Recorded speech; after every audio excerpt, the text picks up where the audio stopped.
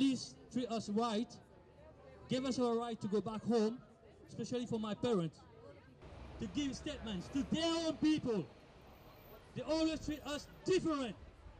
In the person of Aurélie Talat, I'm very sad because if she was here, she would have been in settlement scheme in Mauritius, where the majority of the Chagosians are in the UK and still.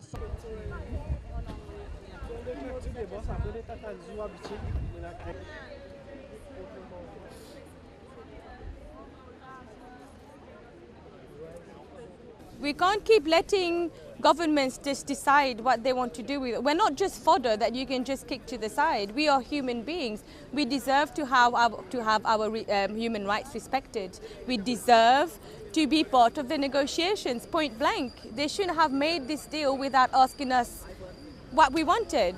We get a say. We should be getting a say. We should be at the forefront of any negotiations that is happening about our home. This is not, it might just be another island to them. It might just be a military base for them. It might just be keeping everybody else safe. But to us, it is home. There was an announcement, but what I want to point out is that there is a lack. As a native of Garcia, uprooted, deported, and dumped in the Seychelles, so it's my right to voice out my opinion, to make the world know that my voice matters.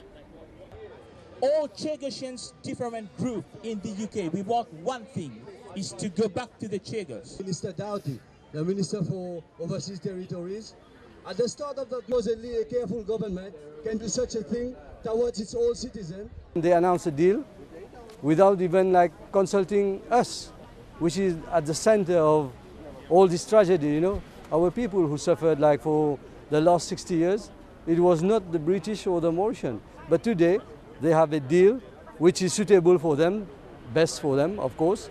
And what about the people? What about the people that they ignored 65 years ago? Like myself, I felt like today is like history repeating itself.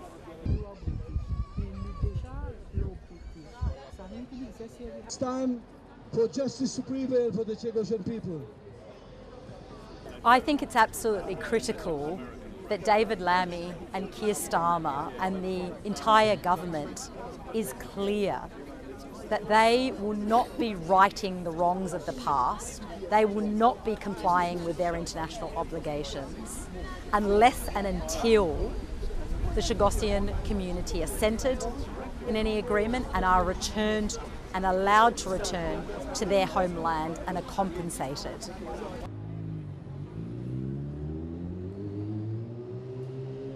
Mr. Speaker, the agreement also recognises the rights and wrongs of the past. The whole House would agree that the manner in which Chagosians were forcibly removed in the 1960s was deeply wrong and regrettable. Mauritius is now free to implement a resettlement programme to islands other than Diego Garcia. The United Kingdom and Mauritius have also committed to support Chagosians' welfare, establishing a new trust fund capitalised by the UK and providing additional government support to Chagosians in the UK. And the UK will maintain the pathway for Chagosians to obtain British citizenship. Furthermore, Mauritius and the UK will now establish a new programme of visits to the archipelago for the Chagosians. Well, Mr. Speaker, I'm very grateful.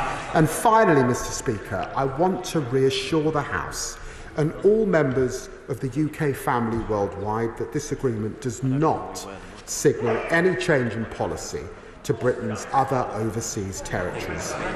British sovereignty on the Falkland Islands, Gibraltar and the sovereign base areas is not up for negotiation. Mr. Speaker, on Thursday the 3rd of October, my right honourable friend